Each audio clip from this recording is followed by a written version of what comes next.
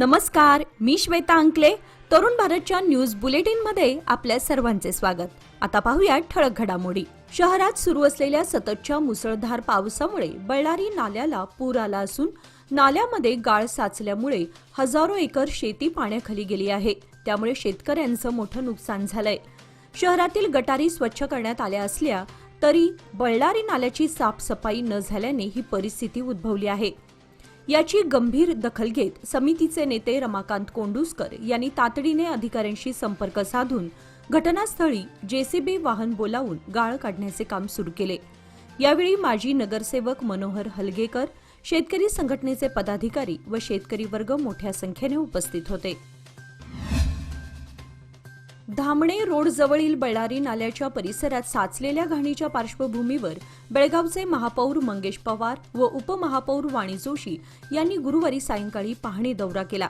नाल्याजवळ मोठ्या प्रमाणात केर कचरा व सांडपाणी साचल्याने परिसरात दुर्गंधी, डासांचा उपद्रव आणि नागरिकांचे आरोग्य धोक्यात आले आहे. स्थानिकांनी या संदर्भात तक्रारी केल्यानंतर महापौर व उपमहापौरांनी प्रत्यक्ष ठिकाणी भेट देऊन पाहणी केली. त्याचबरोबर परिसरातील शेतकऱ्यांचे पीक पाण्याखाली गेल्याची माहितीही त्यांनी घेतली व याबाबत आवश्यक ती मदत करण्याचे आश्वासन दिले. महापौर पवार यांनी संबंधित अधिकाऱ्यांना तातडीने स्वच्छतेचे काम सुरू करण्याचे तसेच झाडे झुडपे हटवण्यासाठी यंत्रसामुग्री उपलब्ध करण्याचे आदेश दिले. या समस्येचे गांभीर्य ओळखून महापालिकेच्या आरोग्य विभागाने नियमित देखरेख करावी अशी सूचनाही अधिकाऱ्यांना यावेळी देण्यात आल्या. गेल्या 4 दिवसांपासून कोसळणाऱ्या मुसळधार पावसाने थैमान घातल्यानंतर आज शहरात पावसाचा जोर थोड्या प्रमाणात ओसरलेला दिसून आला. अधूनमधून हलक्या स्वरूपाच्या सरी येत असल्या तरी सकाळपासून सूर्यकिरणांनी दर्शन दिले आणि वातावरणात प्रखरपणा जाणवला. पावसाने उसंत घेतल्यामुळे नागरिकांनी घराबाहेर पडणे पसंत केले. परिणामी शहरातील मुख्य बाजारपेठांमध्ये खरेदीसाठी मोठी गर्दी पाहायला मिळाली. आज जिल्हाधिकाऱ्यांनी शाळा व महाविद्यालयांना सुट्टी जाहीर केली होती, परंतु बाजारपेठ गजबजलेली दिसून आली. अनेकांनी ही उसंत खरेदीसाठी साधली. पावसाचा जोर सध्या कमी झालेला असला तरी हवामान खात्याने पुढील काही दिवसात पुन्हा जोरदार पावसाचा इशारा दिलाय. त्यामुळे नागरिकांनी आवश्यक खबरदारी घेण्याचे आवाहन करण्यात आले आहे. विजापूर जिल्ह्यातील बसवंत बागेवाडी तालुक्यातील मनगुळी पोलीस ठाण्याच्या हद्दीतील कॅनरा बँकेमध्ये तब्बल 53 कोटी 31 लाखांचा दरोडा टाकल्याचा धक्कादायक प्रकार उघडकीस आलाय. या प्रकरणी बँकेचे वरिष्ठ व्यवस्थापक व इतर 2 आरोपींना अटक करण्यात आली असून उर्वरित आरोपी फरार आहेत. जिल्हा पोलीस अधीक्षक लक्ष्मण निंबर्गे यांनी पत्रकार परिषदेत ही माहिती दिली. 25 मे रोजी बँकेतील लॉकरमधून 58.97 किलो सोने आणि 5,20,000चा रोख असा एकूण 53 कोटी 31 लाखांचा मुद्देमाल चोरीस गेला होता. या प्रकरणात हुबळी कॅनरा बँकेचे वरिष्ठ व्यवस्थापक विजयकुमार मिरियाळा, खासगी कर्मचारी चंद्रशेखर फ्लड वय 38 आणि सुनील नरसिंहालू मोका वय 40 यांना अटक करण्यात आली आहे. उर्वरित आरोपी आणि चोरीचा मुद्देमाल मिळवण्यासाठी पोलिसांचा तपास सुरू आहे. बेळगाव शहरातील चन्नमा सर्कल येथून जागतिक अंमली पदार्थ व्यसनमुक्त जनजागृती मोहिमेला औपचारिक सुरुवात आज गुरुवारी पोलीस आयुक्त भूषण बोरसे यांच्या हस्ते करण्यात आली. या अभियानाच्या माध्यमातून अंमली पदार्थांचे दुष्परिणाम, व्यसनांचे गंभीर परिणाम आणि समाजाच्या आरोग्यावर होणारा परिणाम याबाबत जनतेमध्ये जनजागृती केली जात आहे. पोलीस विभाग, शालेय व महाविद्यालयीन विद्यार्थी, सामाजिक संस्था आणि नागरिक मोठ्या संख्येने यामध्ये सहभागी झाले होते. मोहिमेच्या प्रारंभी प्रभात फेरी काढण्यात आली आणि व्यसनमुक्त बेळगाव हे संकल्प घेण्यात आले. यावेळी अंमली पदार्थांना विरोध, निरोगी जीवनाला प्राधान्य या घोषणांनी परिसर दुमदुमून गेला होता.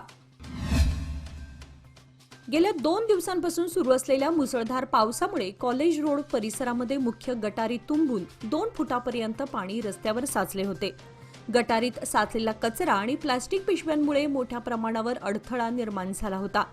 यंदे खूट नजीक असलेल्या जुन्या ओव्हरब्रिजचे उर्वरित बांधकामाचे लोखंडी अवशेषांमुळे कचरा अडकला आहे.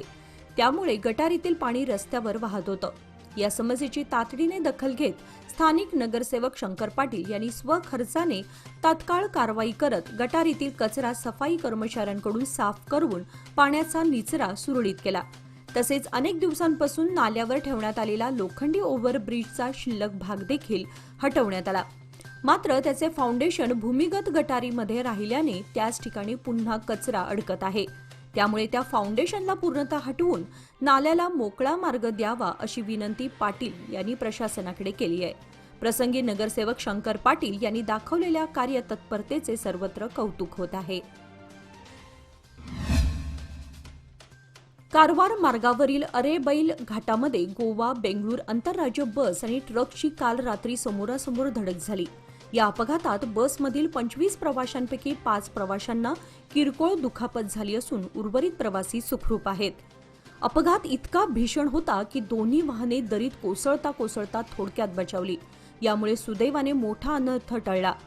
या घटनेची माहिती मिळताच यल्लापूर पोलीस तात्काळ घटनास्थळी दाखल झाले असून पुढील तपास सुरू आहे. मुसळधार पावसामुळे खानापूर हेमाडगा अनमोड मार्गावरील मणतुर्गाजवळील हलात्री पुलावर पाणी आल्याने वाहतूक बंद झाली आहे. मात्र काही वाहन चालक अजूनही आपल्या जीवाची पर्वा न करता पुलावरून वाहने चालवत आहेत. बुधवारी एका थार गाडी चालकाने नदीच्या पाण्यातून गाडी घालून धोकादायक प्रकार केला. सुदैवाने कोणतीही हानी झाली नाही. मात्र या घटनेचा व्हिडिओ सोशल मीडियावर व्हायरल झाल्यानंतर नागरिकांमध्ये संताप उसळलाय. नागरिकांची मागणी आहे की प्रशासनाने तातडीने बॅरिकेड्स लावून रस्ता बंद करावा किंवा पोलीस बंदोबस्त ठेवावा, अन्यथा जीवितहानी होण्याची शक्यता आहे.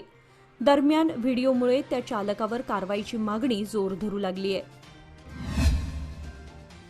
जोयडा तालुक्यातील कॅसल रॉक येथे मागील 24 तासामध्ये अर्थात आज 26 जून रोजी सकाळी 8:30 वाजेपर्यंत 82.6 मिलीमीटर पावसाची नोंद झाली आहे. गेल्या 4 दिवसांपासून सुरू असलेल्या पावसामुळे आतापर्यंत एकूण 1887.2 मिलीमीटर पाऊस येथे झाला असून या भागामध्ये नियमितपणे जोरदार पावसाचं प्रमाण कायम आहे. घनदाट जंगल, डोंगराळ भूभाग आणि पर्जन्य छायेत असलेल्या कॅसल रॉक परिसरामध्ये नदी, नाले आणि धबधबे मोठ्या प्रमाणात प्रवाहीपणे वाहू लागले आहेत. सततच्या पावसामुळे काही ठिकाणी वाहतूक विस्कळीत झाली असून स्थानिक प्रशासनाने जनतेस सतर्कतेचा इशारा दिलाय. पश्चिम महाराष्ट्र आणि कर्नाटक सीमा भागात सुरू असलेल्या मुसळधार पावसामुळे बेळगाव जिल्ह्यात पूर सदृश्य परिस्थिती निर्माण झाली आहे. नदीकाठच्या अनेक पुलांवर पाणी आले असून अतिउत्साही नागरिक व वाहन चालक बेजबाबदारपणे या पुलावरून वाहणाऱ्या पाण्यामधून आपली वाहने चालवून आपला जीव धोक्यात घालत आहेत. जिल्हा प्रशासन मात्र या गंभीर स्थितीकडे दुर्लक्ष करत असल्याची तीव्र भावना व्यक्त होत आहे. हुक्केरी तालुक्यातील हिरण्यकेशी नदीवरील पूल पाण्याखाली गेला असूनही वाहत्या पाण्यातून काही अतिउत्साही नागरिक दुचाकीवरून प्रवास करत आहेत. यामुळे पाण्याच्या प्रवाहात वाहत जाऊन जीवितहानी होण्याची शक्यता टाळता येऊ शकत नाही. या पार्श्वभूमीवर प्रशासनाने तत्काळ लक्ष घालून पुलावरील वाहतूक थांबवण्यासाठी बॅरिकेड्स लावून अशा वाहनधारकांना मज्जाव करत पोलीस बंदोबस्त ठेवावा अशी मागणी जोर धरू लागली आहे.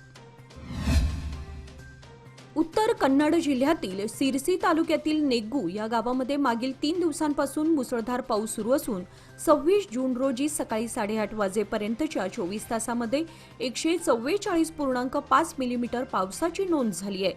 मागील 3 दिवसांची पावसाची आकडेवारी ही 26 जून रोजी 144.5 मिलीमीटर, 25 जून रोजी 118 मिलीमीटर, 24 जून रोजी 109 मिलीमीटर असा एकूण 371.5 मिलीमीटर पाऊस झालाय. या संततधार पावसामुळे परिसरातील ओढे, नद्या, नाली दुथडी भरून वाहत आहेत. काही शेती परिसरात पाणी साचल्यानं शेतकरी अडचणीत सापडलेत. वाहतुकीवरही परिणाम झाला असून काही दुर्गम गावांचा संपर्क तुटलाय. प्रशासनाने नागरिकांना सतर्क राहण्याचे आवाहन केलं असून आवश्यक ठिकाणी मदत यंत्रणा सज्ज ठेवण्यात आली आहे. हवामान खात्याने पुढील काही दिवस मुसळधार पावसाचा इशारा दिलाय. सध्याच्या सुरू असलेल्या संततधार पावसाळी वातावरणाच्या पार्श्वभूमीवर खानापूर तालुक्यातील कुसमळी गावाजवळील असलेल्या ब्रिजची काल बुधवारी सायंकाळी स्थानिक पोलीस अधिकाऱ्यांनी पाहणी केली. बेळगाव जांबोटी मार्गावर कुसमळी येथे नवा ब्रिज बांधण्यात येत आहे. या ब्रिजचे बांधकाम सुरू असल्याने पर्यायी रस्ता तयार करण्यात आला होता. मात्र पावसामुळे तो रस्ता वाहून गेला असल्यानं आता ऐन पावसाळ्यात हा ब्रिज वाहतुकीसाठी बंद असून या मार्गावरील वाहतूक अन्य मार्गाने वळवण्यात आली आहे. अद्याप काही काम शिल्लक असल्यानं सदर ब्रिजला काल बुधवारी स्थानिक पोलीस अधिकाऱ्यांनी भेट देऊन पाहणी केली. ब्रिजचं बांधकाम जवळजवळ पूर्ण झालं असून येत्या काही दिवसात तो वाहतुकीसाठी खुला केला जाणार असल्याची माहिती दिली. सध्या शहरातील रस्त्यांवर एक वेगळंच दृश्य पाहायला मिळत आहे. शहरात दाखल झालेल्या आपल्या उंटांच्या चारा पाण्यासाठी उंट मालक आपल्या सोबत उंटांना घेऊन जात असल्याचं चित्र पाहायला मिळत आहे. पावसामुळे चाऱ्याचा मुबलक पुरवठा उपलब्ध झाल्याने उंटाकरिता हिरवा चारा वाहून नेण्यात येत आहे. हे दृश्य शहरवासियांचे लक्ष वेधून घेत आहे. या निमित्त काही कुटुंबे आपल्या उंटांसह शहरात दाखल झाली असून त्यांचा उदरनिर्वाह आणि जनावरांची देखभाल यासाठी शहर परिसरात लगबगीने फिरताना दिसून येत आहेत. गोव्याच्या 70 वारकरी मंडळाची आषाढी वारी दिंडी पंढरपूरकडे पायी जात असताना ती बेळगाव जिल्ह्यातील हत्तरगी येथे दाखल झाली. यावेळी सामाजिक कार्यकर्त्यांनी वारकऱ्यांना अन्नदान करत मनोभावे स्वागत केले. कार्यक्रमामध्ये प्रसाद चौगुले, सोमनाथ गौस, सूर्यकांत गावकर, सुरेश नाईक, गोविंद गावकर, संतोष गावकर, रितेश सावंत, सखाराम आदी कार्यकर्ते सहभागी झाले होते. भाविकांनी वारीतील पालखीचे दर्शन घेत आशीर्वाद घेतले. बेळगाव तालुक्यातील हिंडलगा येथील भजनी मंडळ व ग्रामस्थांच्या वतीने आषाढी वारीनिमित्त हिंडलगा ते पंढरपूर पायी दिंडी रवाना झाली. या दिंडीचे यंदाचे 37वे वर्ष आहे. दिंडीचे उद्घाटन भजनी मंडळाचे अध्यक्ष आप्पाजी चौगुले यांच्या घरासमोर करण्यात आले होते. या ठिकाणी सर्व वारकरी व दिंडीत सहभागी होणारे भाविक उपस्थित होते.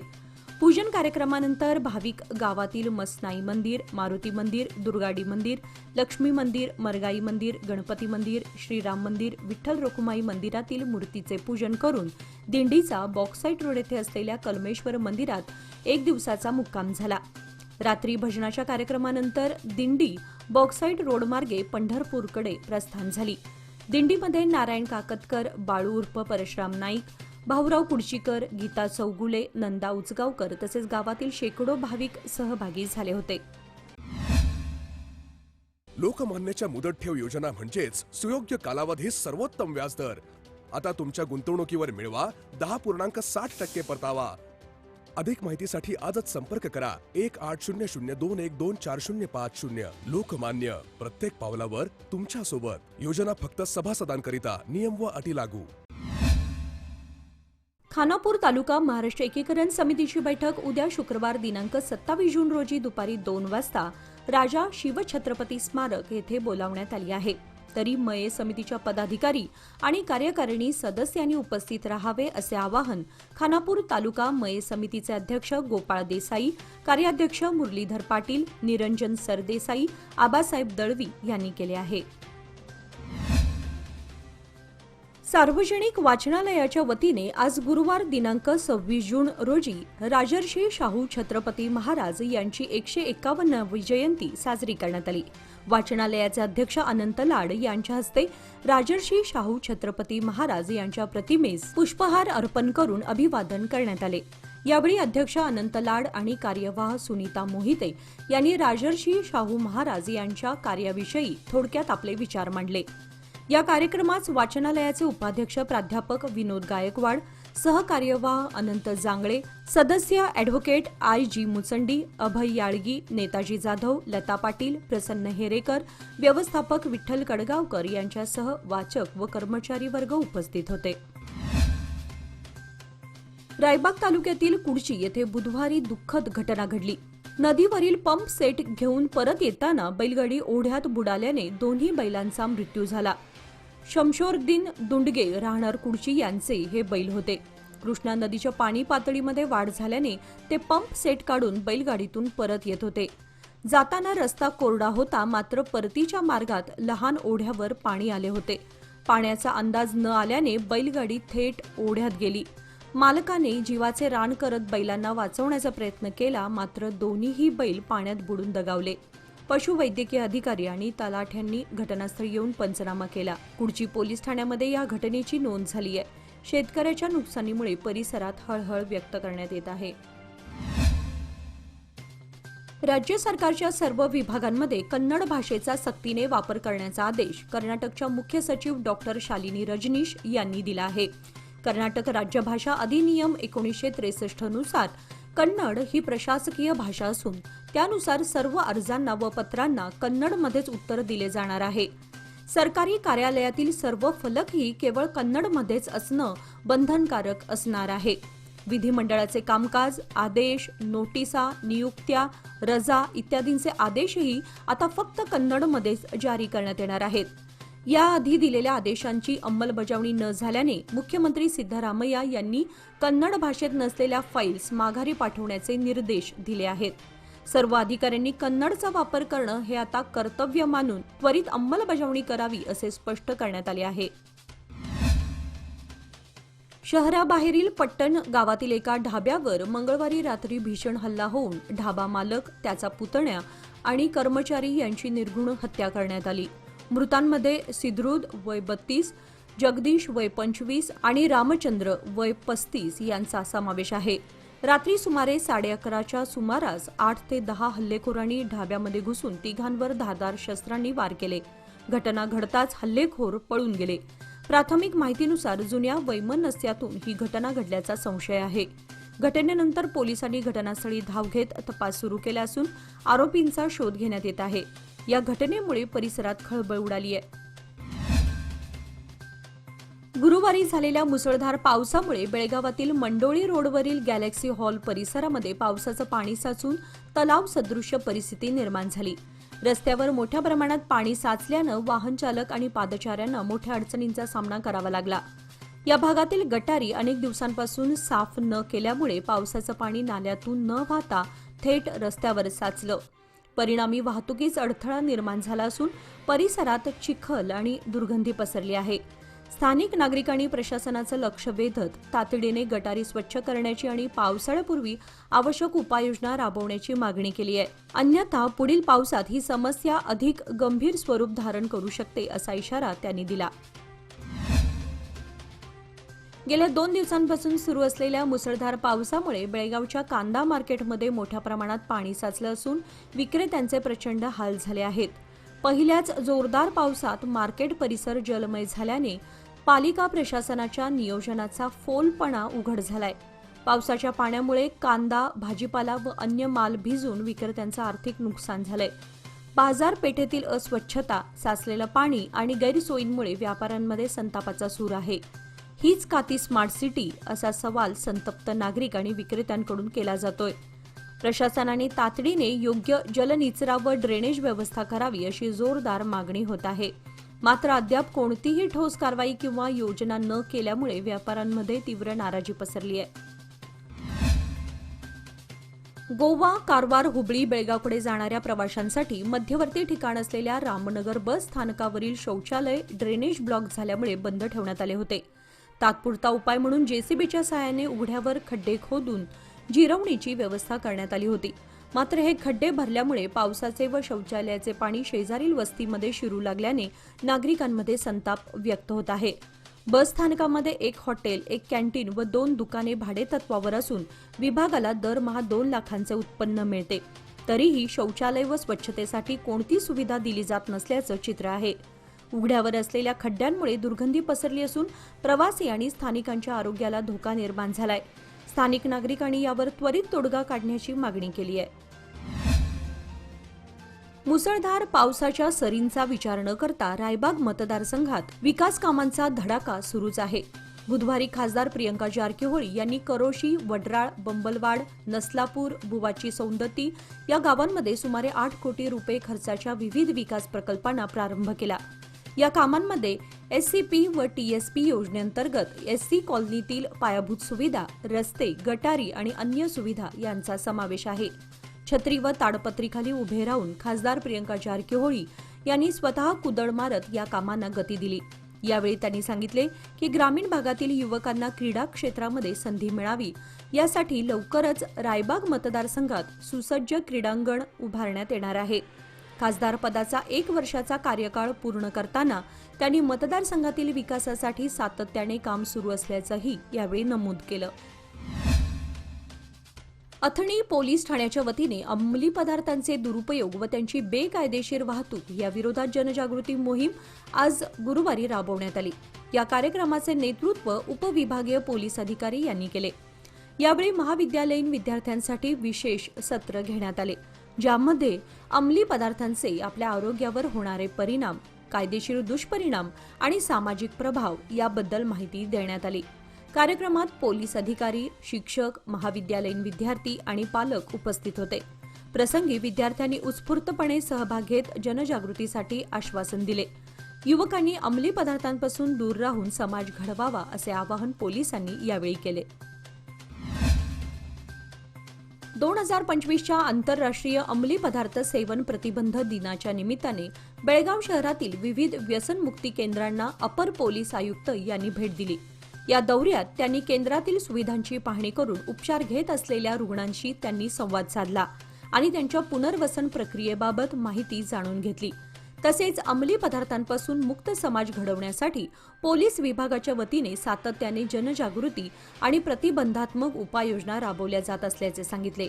कार्यक्रमादरम्यान पोलीस अधिकारी, सामाजिक कार्यकर्ते आणि व्यसनमुक्ती केंद्रातील कर्मचारी आदी उपस्थित होते. डीसीपी क्राईम यांनी व्यसनमुक्त समाज घडवण्यासाठी सर्वांनी एकत्र येऊन काम करण्याचे आवाहन केले. आज गुरुवारी जिल्ह्यातील विविध पोलीस ठाण्यांच्या वतीने अंमली पदार्थ विरोधी जनजागृती दिवस कार्यक्रम आयोजित करण्यात आला होता. या कार्यक्रमांतर्गत शाळा, महाविद्यालय आणि सार्वजनिक ठिकाणी अंमली पदार्थांच्या दुष्परिणामांविषयी माहिती देण्यात आली. युवकांमध्ये व्यसनमुक्तीबाबत जागरूकता निर्माण करण्यासाठी प्रबोधनपर व्याख्याने, चित्रप्रदर्शन, रॅली आणि संवाद सत्रे घेतली गेली. पोलीस अधिकारी, शिक्षक, सामाजिक कार्यकर्ते आणि विद्यार्थी मोठ्या संख्येने सहभागी झाले होते. मादक पदार्थांपासून दूर राहा आणि इतरांनाही सावध करा असा संदेश देत हा उपक्रम यशस्वीपणे पार पडला. खोटे आमिष दाखवून महिलेला फसवून तिचे 64 ग्रॅम सोन्याचे दागिने लंपास करणाऱ्या आरोपीला रायबाग तालुक्यातील हारोगिरी पोलिसांनी अटक केली. आरोपीकडून गुन्ह्यासाठी वापरलेली दुचाकी आणि दागिने जप्त करण्यात आले आहेत. हिडकल येथील रुक्मव्वा कृष्णप्पा कांबळे या महिलेला अळगवाडी येथील बँकेत तिच्या खात्यामध्ये 40,000 रुपये आले असल्याचे सांगून आरोपीने तिला दुचाकीवर बसवले. वाटेत गळ्यातील दागिने काढून देण्याची मागणी करत फोटो काढून परत देतो असे सांगून तो पसार झाला. तक्रार दाखल होताच पोलिसांनी तपास सुरू करून आरोपीला अटक केली आहे. तपासादरम्यान त्याने 9 ठिकाणी अशा प्रकारच्या फसवणुकी केल्याचं उघड झालंय. हारुगिरीसह तेरडाळ, निपाणी, मुडलगी, कागवाड, अथणी, संकेश्वर, चिक्कोडी परिसरातही गुन्हे केल्याची माहिती मिळाली. ही कारवाई जिल्हा पोलीस अधीक्षक डॉ. भीमाशंकर गुळेद यांच्या मार्गदर्शनाखाली करण्यात आली. महामार्गावर दुचाकी आणि स्कूटर चालकांना कोणत्याही प्रकारचा टोल कर भरावा लागणार नाही.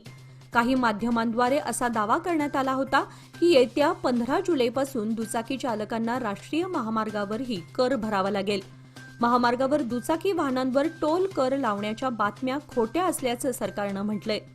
केंद्रीय मंत्री नितीन गडकरी आणि भारतीय राष्ट्रीय महामार्ग प्राधिकरण यांनी स्पष्ट केलं आहे की अशा बातम्या पूर्णपणे खोट्या आणि चुकीच्या आहेत. दुचाकी चालकांना पूर्वीप्रमाणेच टोल करातून सूट मिळत राहील. फॅक्ट चेकच्या अधिकृत हँडलने देखील एक्स या समाज माध्यमांवर पोस्ट केलं आहे आणि ही बातमी खोटी असल्याचं म्हटलंय. बेळगावमध्ये सततच्या मुसळधार पावसामुळे निर्माण झालेल्या पाणथळ व ड्रेनेज समस्यांचा आढावा घेण्यासाठी बेळगाव उत्तर मतदार क्षेत्राचे आमदार आसिफ सेठ यांनी किल्ला तलाव, अमननगर, महावीरनगर आणि पंजीबाबा परिसराला भेट दिली. या भेटीवेळी युवा नेते अमान सेठ, महापालिका आयुक्त शुभा बी तसेच बुडा आणि महापालिकेचे वरिष्ठ अधिकारी उपस्थित होते. पावसामुळे साचलेले पाणी आणि अडथळा निर्माण करणाऱ्या गटारींच्या त्वरित साफसफाईसाठी अधिकाऱ्यांना तातडीच्या सूचना देण्यात आल्या. पूर स्थितीला प्रतिबंध करण्यासाठी अतिसंवेदनशील भागांमध्ये विशेष खबरदारी घेण्यावर भर देण्यात आला आहे. या दौऱ्याच्या माध्यमातून प्रशासनाला सजगतेचा इशारा देण्यात आला असून नागरिकांच्या सुरक्षेसाठी आवश्यक उपाययोजना तत्काळ करण्यात येणार असल्याचे आमदार सेठ यांनी सांगितले. आसिफ सेठ फाउंडेशनच्या वतीने 29 जून रोजी बेळगावातील उत्तर मतदार क्षेत्रात आयोजित करण्यात आलेले मोफत नेत्र तपासणी शिबिर अतिवृष्टीमुळे पुढे ढकलण्यात आले आहे. फाउंडेशनने प्रसिद्ध केलेल्या सूचनेनुसार नवीन तारीख लवकरच जाहीर केली जाईल. शहरात सुरू असलेल्या मुसळधार पावसामुळे शिबिर सुरक्षितरित्या राबवणे अशक्य झाल्याने हा निर्णय घेण्यात आला आहे. नागरिकांनी याची नोंद घ्यावी असे आवाहन करत झालेल्या या गैरसोयीबद्दल आसिफ सेठ फाउंडेशनने दिलगिरी व्यक्त केली आहे. पुढील नवीन तारीख लवकरच अधिकृतरित्या कळवण्यात येईल अशी माहिती फाउंडेशनच्या वतीने देण्यात आली आहे. याचबरोबर आजचे बातमीपत्र इथे संपले. अधिक माहिती आणि ताज्या घडामोडींसाठी पाहत रहा तरुण भारत न्यूज चॅनल. तसेच आमच्या चॅनलला लाईक, शेअर आणि सबस्क्राईब करायला विसरू नका. आणि विश्वासार्ह बातम्यांसाठी दररोज वाचा दैनिक तरुण भारत. धन्यवाद.